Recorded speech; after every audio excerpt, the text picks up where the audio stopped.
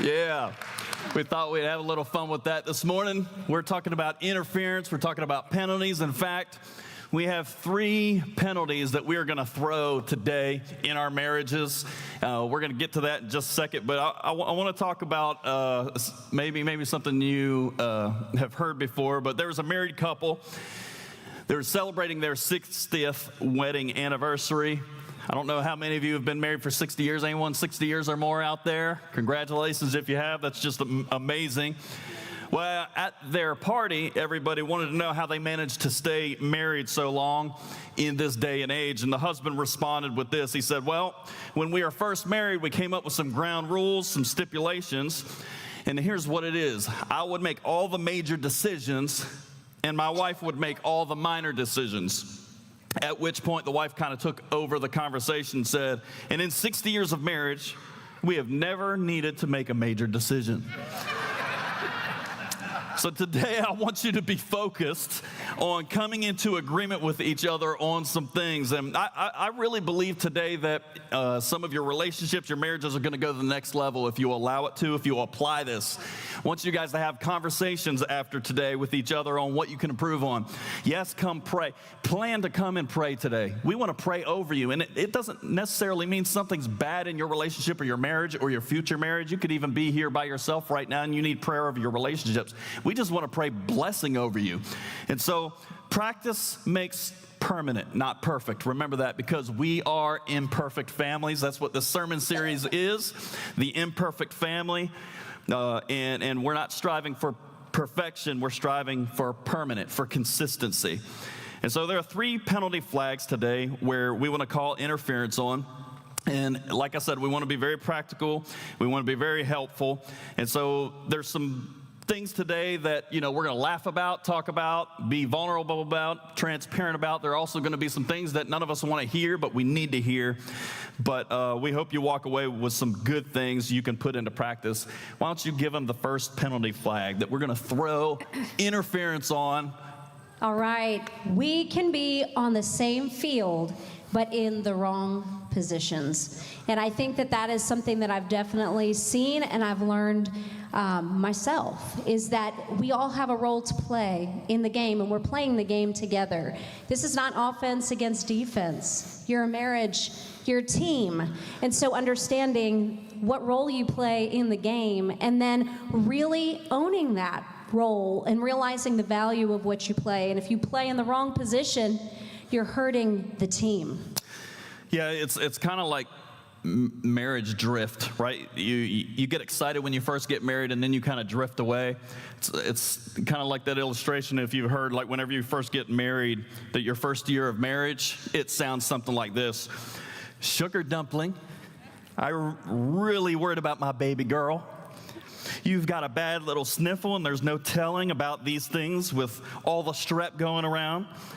I'm just going to put you in a hospital this afternoon for a general checkup and a good rest. And I know the food's lousy, but I'm going to be bringing you meals from Rosini's, and I already have it arranged with the floor superintendent. That's first year of marriage, right? Second year of marriage, listen, darling, I don't like the sound of that cough. I've called the doc to rush over here. Now Dr. You're going to go to bed like a good girl just for Papa. Third year. Maybe you'd better lie down, honey. Nothing like a little rest when you feel a little lousy. I'll bring you some soup. Fourth year. Now look, dear, be sensible. After you've fed the kids, done the dishes, and washed the floor, you better go lie down. Fifth year. Why don't you take a couple aspirin? Sixth year. I wish you'd just gargle or something instead of sitting around barking like a seal all evening. And then seventh year, for Pete's sake, stop coughing, you're going to give me pneumonia. So at some point, we drift away from that love, that excitement, don't we? And we kind of get into the wrong positions. And, for those of you who understand football, you'll understand this, but I always kind of think of, a free safety back there on defense. And I think one of the hardest positions in football are the cornerbacks, not quarterbacks, but the cornerbacks on defense, because they have to cover a lot of ground. And here's what happens. A lot of times these cornerbacks, they have to figure out, depending on the play, if they've got to stay put or if they've got to run down the field and cover the wide receiver that's trying to run past them. And a lot of times when the wide receiver runs past them, the safety has to get out of his zone and come over and help them. And so they meet together.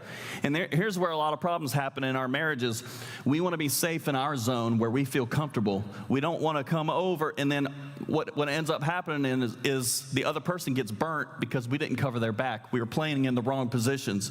And so that's what we're talking about, is staying in our zones. And what does that look like? Well, let's talk about wives and husbands. 1 Peter 3:1 says, "Wives, likewise, be submissive to your own husbands."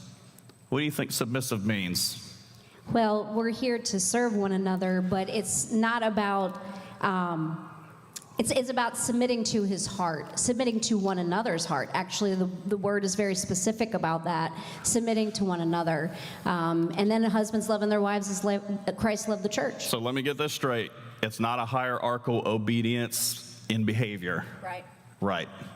It's submission to the heart of the person. You see the difference? We can use that a lot of times and take it out of context. That's not it.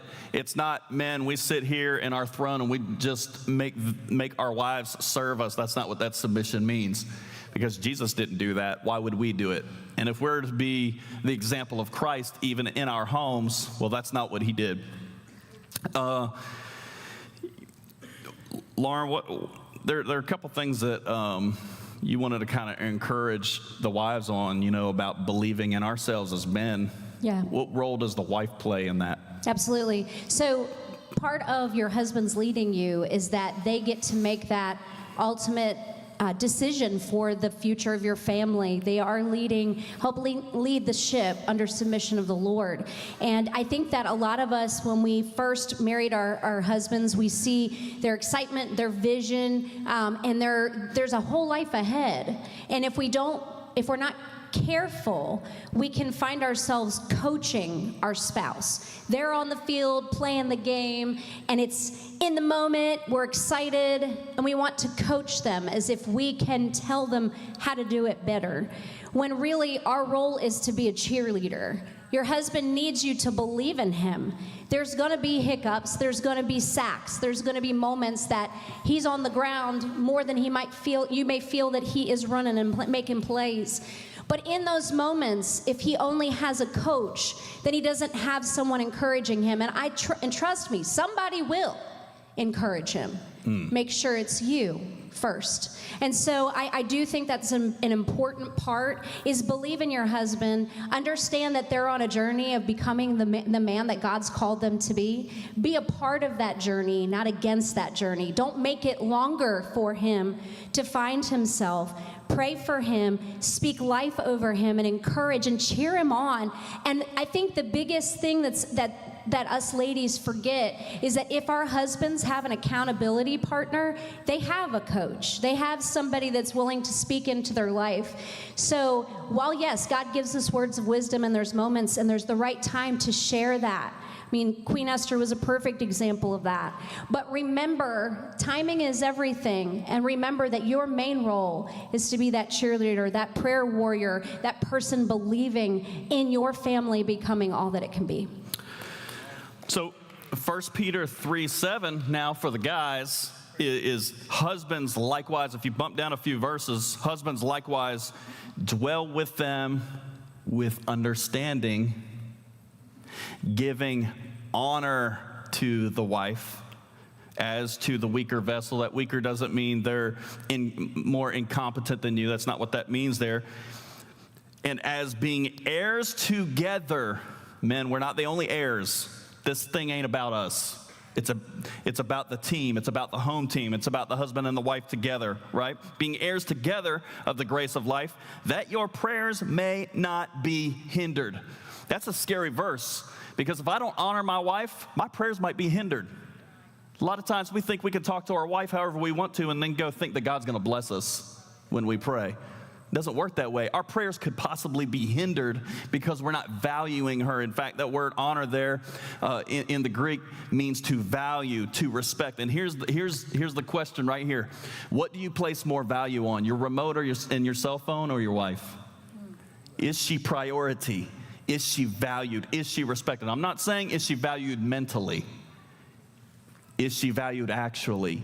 Through your action, do you value her? Through your action, are you intentional about honoring her, or do you just honor her up here? Well, no, I love you. And we do that with God, don't we? It's really just kind of a reflection of our relationship even with God. We love God, but we don't always put action to it, right? We know that we love God in our heart, and the same thing, we let that be something in our marriage a lot of times, but you have to show her. You have to prioritize her. And so, husbands, are you understanding when things don't go your way, or you're out of control and she becomes your tackling dummy? Honor her means value and respect. Don't play in the wrong position. Play in the position of honor. And here's the consequence, of course, is our prayers might be hindered. So we've got to pray. We've got to ask forgiveness before he even blesses us. That's what our prayers should be if we're in a situation like that. Like, man, I haven't really been honoring my wife. And you know what? There are times where I haven't honored my wife like I should. There are times where I haven't valued her like I should. I mean, I remember years ago, and, you know, this kind of goes both ways, but when we first got married, she was all excited to cook me a meal. You remember this? Yes, and my mom really liked to be in her kitchen on her own. She's a little bit more of an introvert. Obviously, you know, I'm more of an extrovert. So I really didn't learn how to cook much. I practiced a couple things, but my mom took great care of us. And as a result, I was eager to learn. So I get married and I'm like, I'm going to make, you know, chicken with gravy and mashed potatoes and all this yum stuff. I went for the gold medal, very first meal. And I remember it taking me like 2.5 hours because I was meticulously measuring everything because I love science. And so I thought I had to be exact. And when we sat down to eat, it was just the two of us. And he's a man of few words. I was expecting a lot more of a reaction. And when he took that bite, there wasn't one. He just ate. And I sat and I waited, and I said, so how is it? He said, it's good.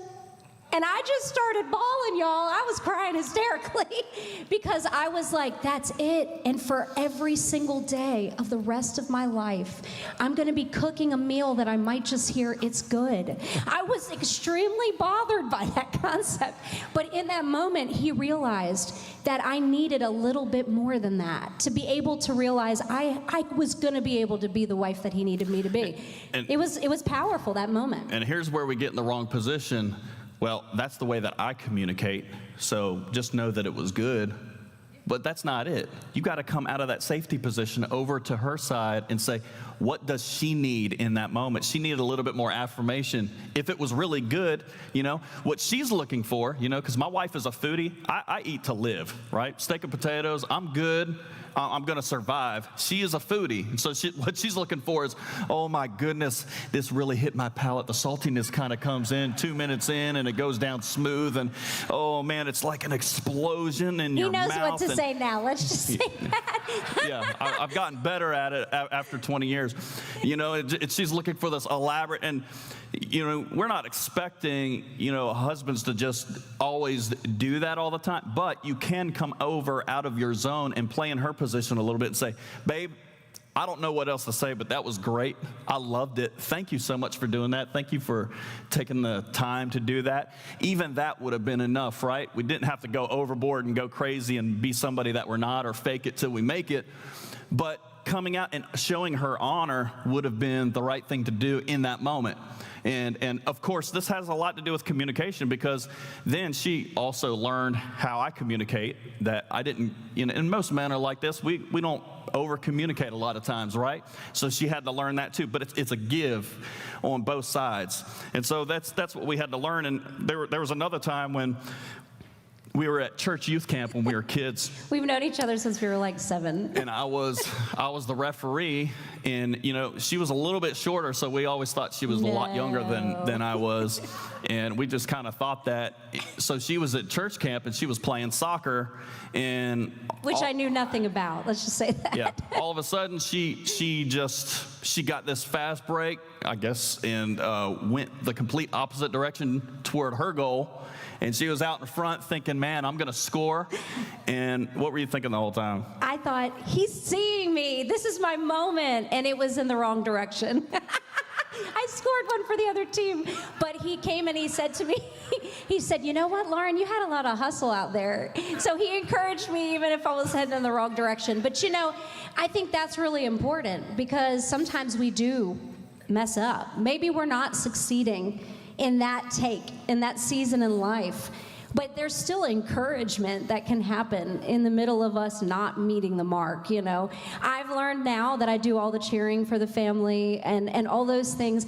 I can't necessarily play on the field the same way they can, but know where you do fit and listen to people when they start directing you. And let me just say this. The enemy doesn't mind if you're on the same field as long as you're not playing for the home team. Right. You see, men, you are not her manager. Wives, you're not another coach. He needs a cheerleader sometimes. Man, sometimes she needs a lineman to block for her so she don't get sacked. So it's a team effort. We've got to look at this thing. There's not just one position that we hold, and that's end all, say all. Men are called to be the head of their homes, but so many are not getting into the right positions that your wives have to assume the role. We're on the same team. We are wearing the same jerseys. Why are we constantly switching teams all the time? We should be working together. And, I tried to put myself in a position. I didn't want to deal with throw up when the kids were young. There's one of the things, when we got married, I said, you know what, I'll deal with anything that comes out of back end, but the top end, I'm done. I just couldn't handle it at all. And I just well, then who's going to do it? Does that mean she's got to do it every single time? Well, that's not fair, right? Is that just an automatic thing that I do? And the Lord humbled me because we were out at a restaurant, and little Aaliyah was sitting right next to me and not her. And guess who had to deal with the top end? I did. I had to do the father thing, the dad thing, and it was almost like, God has a sense of humor sometimes that will humble you. Don't say what you're not going to do in your marriage, right? Because you're going to learn real quick that this thing is, you got to give on both sides. And so playing in the right positions is so important. So what the takeaway from this is, make sure that you give a little bit. I know after all these years, maybe some of you have been married, it's like, we just do it the way that we do it. That doesn't mean you can't get better. Yeah. It doesn't mean you can't honor her. Ask yourself how you're honoring her. Ask yourself how you're valuing her. Wives, ask yourself, am I submitting to his heart? Are we on the same page, or are we living two separate lives? Yeah, and I think there's times that we need relief. There's times that both parties in the marriage need us to cross over and meet them where they're at, and Yes. and it might be, guys, have you ever made sure to take care of dinner for your wife one night when she didn't expect it, she hadn't asked for it? Ladies, have you said, hey, is there anything that I can do? Your week is really busy. Can I pick up this thing that you were going to do, this errand that you were going to run, or can I mow the lawn? Whatever it might be that you don't normally do. Go beyond that line to offer some relief every now and then to your spouse and see how far that goes. When we speak one another's languages in moments of need, and it's not coming from the person who needs it, I cannot tell you how valuable that is. That's good. And you may not have heard it from your spouse, but they need it. So don't wait to be asked. Be a relief. Be a source of strength and a source of rest for your spouse. Number 2, penalty number 2, we treat marriage like a contract instead of a covenant. Mark 10:9 says this, therefore, what God has joined together, let no man separate. And so what happens when a contract is violated, let's say in football? There's a separation between a player and an organization if one side doesn't live up to their end of the deal. And so too many marriages are contractual instead of built on a covenant. And we've got to get this contract thing out of our minds, out of our heads. What God has put together, let no one separate. When you chose to make this covenant before God, you actually became one flesh. In fact, Genesis says this is what's going to happen. A man and a woman will leave their father and mother and become one flesh. Let no one separate it. And that doesn't mean just outside voices. That means us.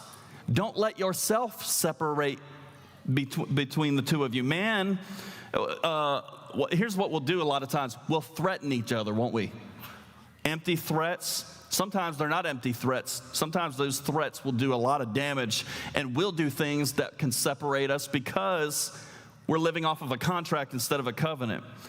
You know, then what will happen is we'll come back and we'll love each other. I'm so sorry. And then we'll walk out on each other, or we'll make threats, or we'll threaten divorce, and we'll come back to each other. I like to call it sticker love. You guys ever get those stickers once a year on your license plate? They're the hardest things to, you never pull off the old ones. You just put the new ones over top because the sticker is so much. But if you were to take that sticker off and on and off and on, can you imagine doing that? And throughout the rest of the year, it's not going to stick as good as it did before. After a while, the sticker isn't going to stick like you first put it on. Quit threatening each other, loving each other, not loving each other, loving each other, not loving each other, to where your love isn't sticky as it was before. Quit giving attention to things and people other than your spouse. You are cheapening your marriage. Amen.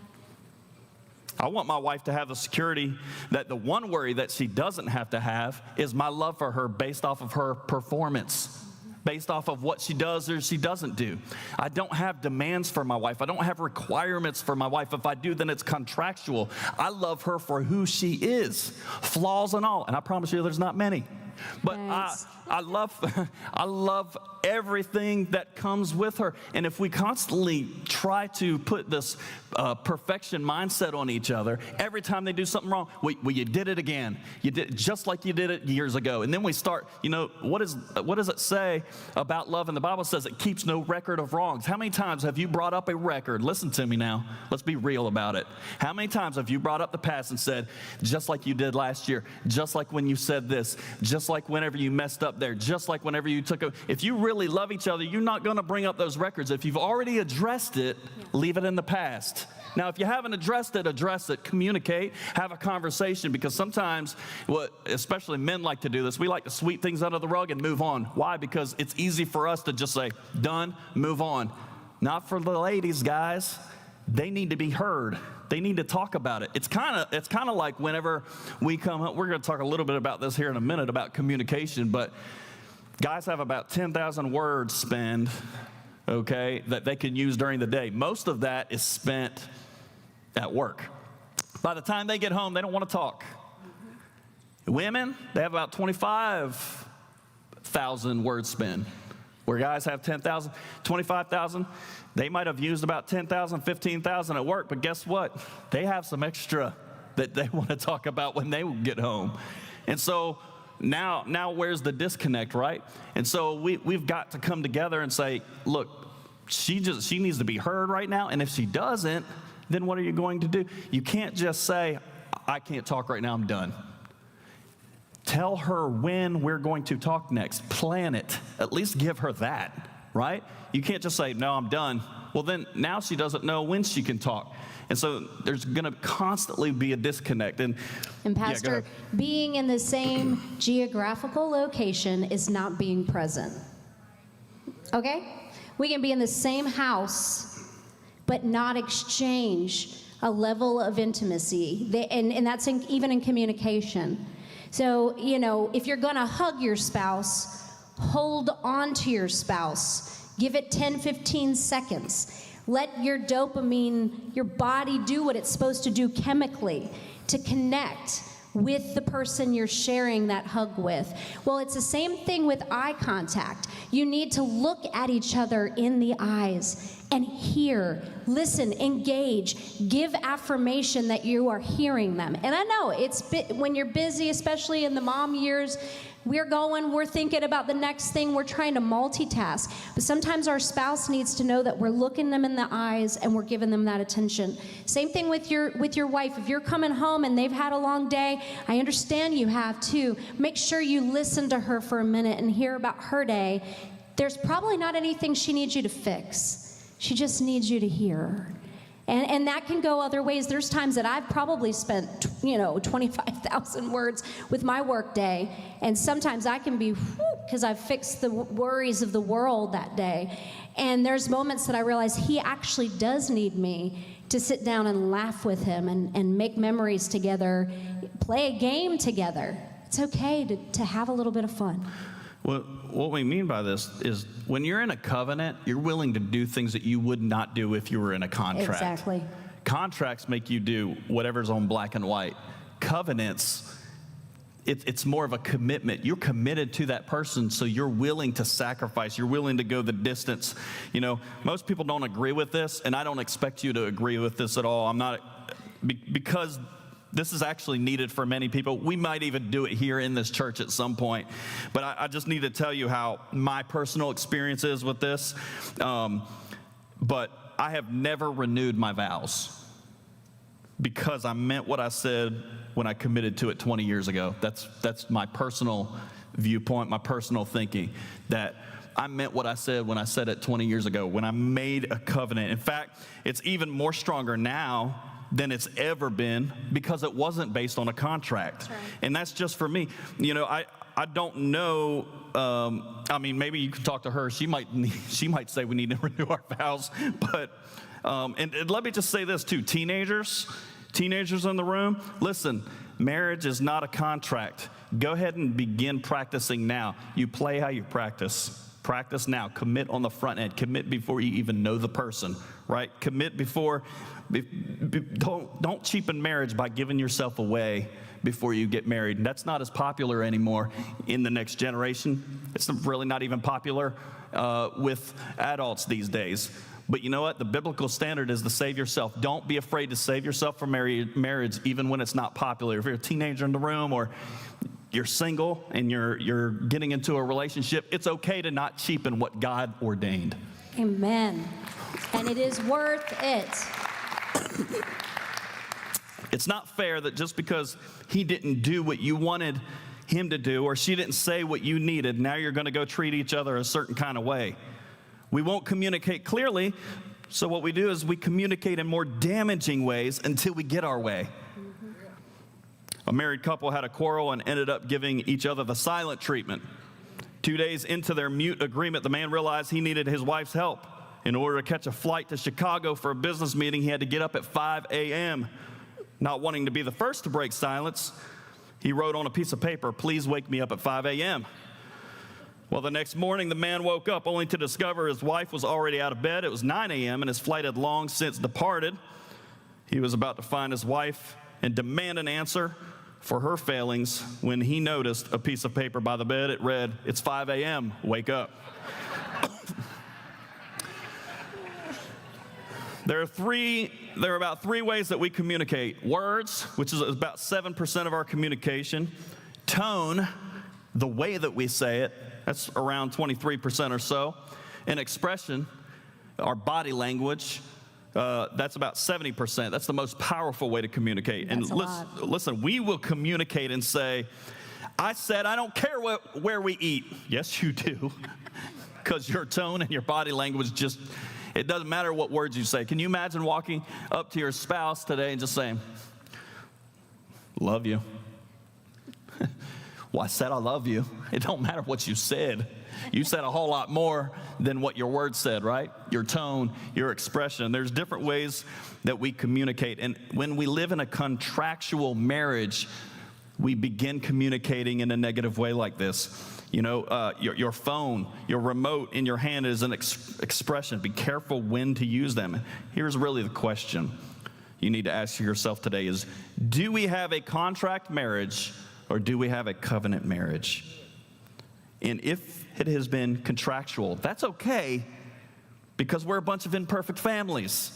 And sometimes we do contractual stuff. But start now, begin something in your marriage that you've never had. Did you know that people can live in the same house and still not know what the other person really needs? You may be married, but you're still living separate. Let no man separate. And a lot of times it's because we don't communicate. we talked about her cooking and all of that stuff, and we had to learn how to, communicate the right way. And if you make each other communicate the way that you want them to, it's not going to end well for you, I promise you. We've got to learn their language. Men, women want to talk after work because they have not used up their stuff, and they just want to be heard. Listen, men, they don't want you to fix everything. They just want to be heard. It's important. And your relationship with God directly affects your marriage. Pastor Lauren? Yeah, so, I think we need to communicate where we are really trying to learn one another. And if you don't know your spouse well enough to understand their language, take the time. But I think that making sure that you're intentional about doing something that surprises is important. There's a book called The Love Dare. And it gives suggestions on little pursuits that you can do with your spouse to help engage in pursuit, in intimacy, in conversation, all of those things. If you haven't sat down and just been intentional, come up with a plan. And it is Valentine's Day coming up here, guys, right? So make sure you get the reservation. Make sure you're thinking about something kind that you can do or you can give. Make sure that there is a journey with it. I think I want to go ahead and commend over here this couple, Brother Howard gifting his wife a beautiful outfits that were custom for her, and it sparked something in her that was so beautiful, and now it's become a ministry that's flowing from her. And it was a simple gift, but it was an intentional gift.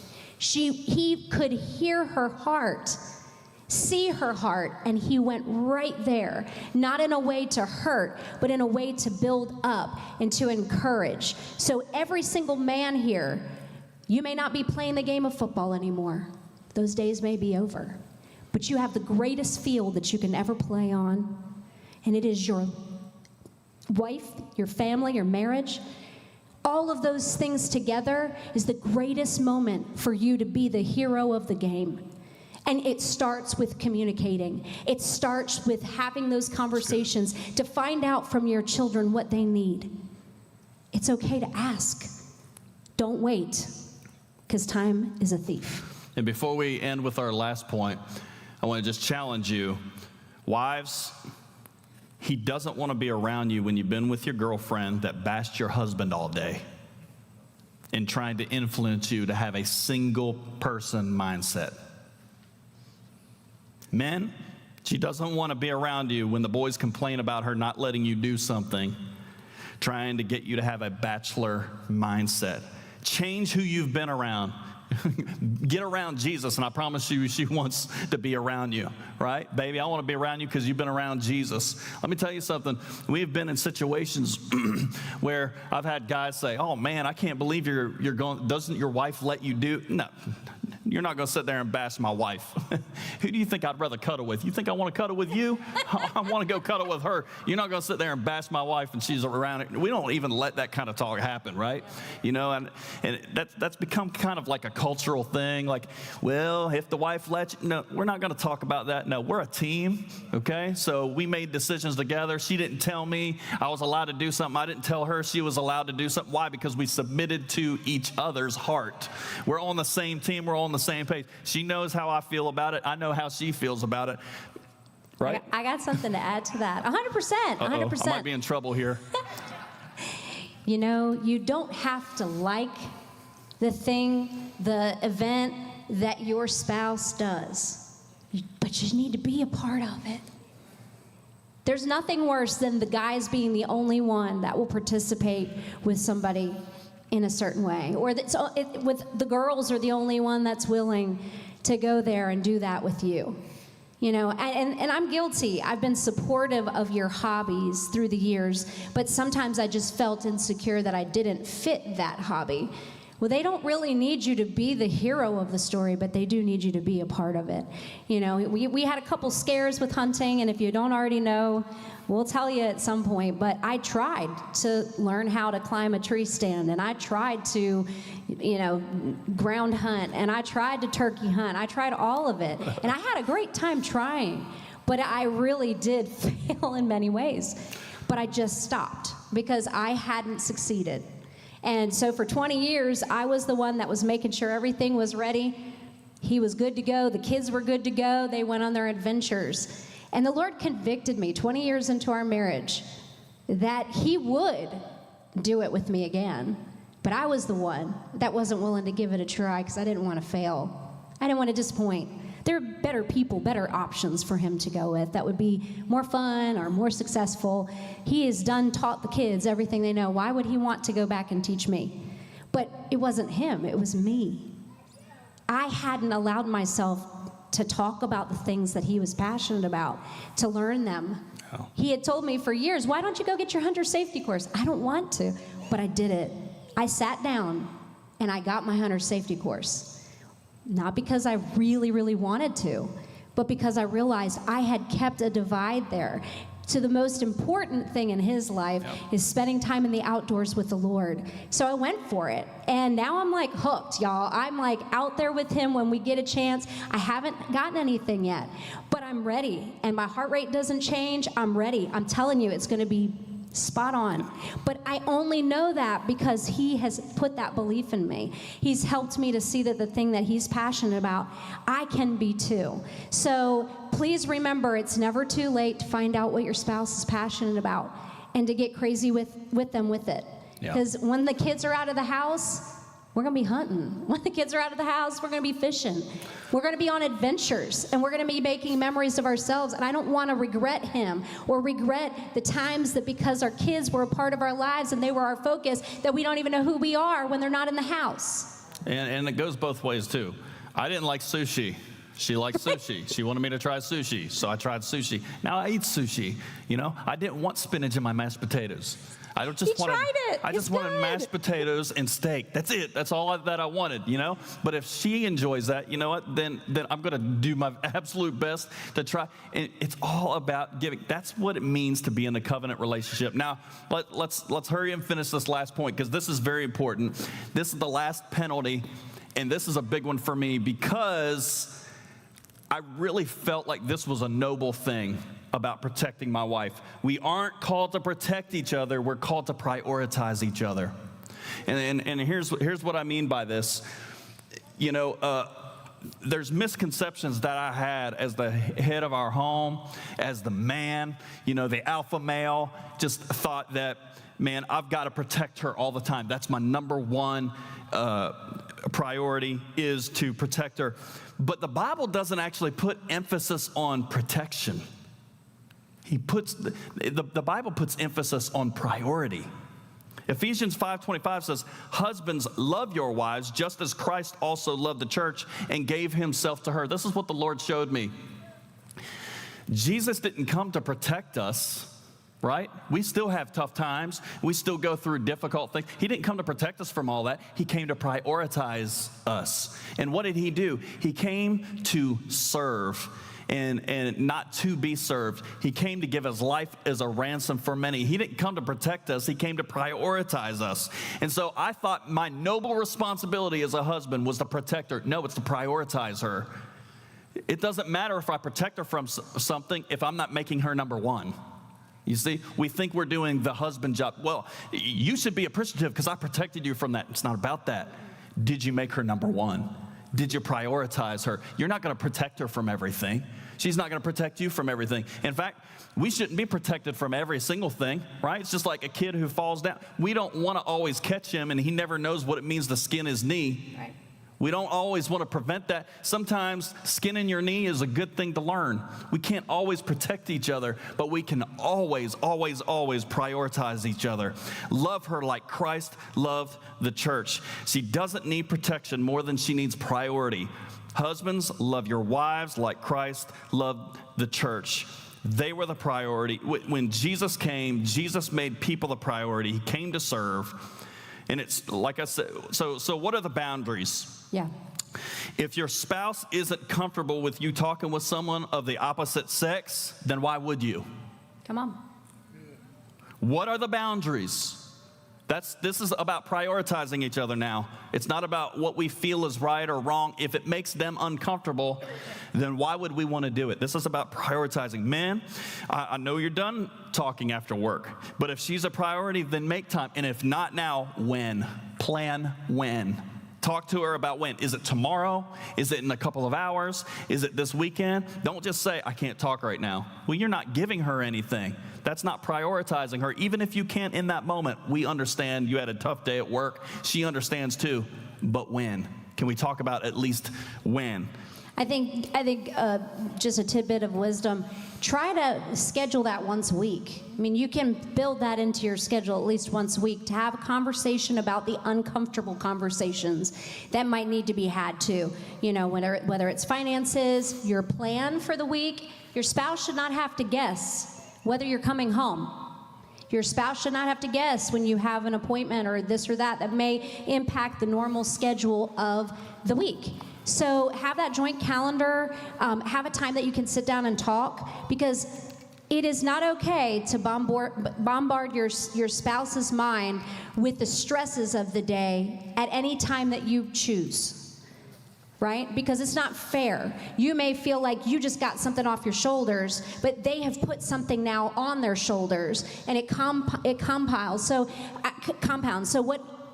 being intentional about having time to talk about those deep things keeps it from being a weight that's unexpected. When you know the conversation is going to happen, you prepare yourself, you got that cup of coffee or tea, you got that moment to listen and to work together to get over the hurdles. But, you know, take that time to schedule and talk. And look, we don't get instant replays like we do in football. We're going to see a lot of them tonight when we watch the game. You don't get to look back. How many of you know that there are many times where like, oh man, that was a horrible call. Then when you watch the instant replay, you're like, oh, he did go offsides. And then you see it a little bit closer. Sometimes we don't see what the other person sees all the time. Don't be so quick to throw a flag on each other before you understand each other, where each other's coming from, okay? And listen, as we close, I know you've been hurt, whether you're married, whether you're not married, if you're ex-wife, ex-husband,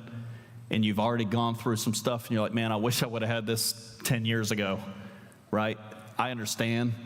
It's okay, because where are you going now? Don't let your past beat you up. Don't think about what happened and what didn't happen. What is important is where you're headed now. Whether you're going to get married maybe, whether you're single and you're just dealing with relationships, this can help you on how to communicate with people. And, you know, a contractual friendship versus a covenant friendship, right? We can add a lot of these things in. But we feel like the three things are just real life things that happen. We're not prioritizing each other enough. We need to prioritize each other over protecting each other. And when you do prioritize each other, it actually protects each other. That's the byproduct, right? We want to make sure that we're in a covenant and in a committed relationship, not just contractual. And of course, the first one, we want to make sure that we're playing in the right positions and we're playing on the same team, the home team together. Let's not play against each other. Pastor, I really feel it strongly to say this too. Being right is not winning. It's not always winning. And learning to apologize, whether you think you're at fault or not, is the true success of unity and of winning. And I don't think that we have the best examples out before us in our culture today. If you've done something that hurts your spouse, hurts the people that you love, you never intended it, but you did, apologize. Because it is wrong if it hurts someone.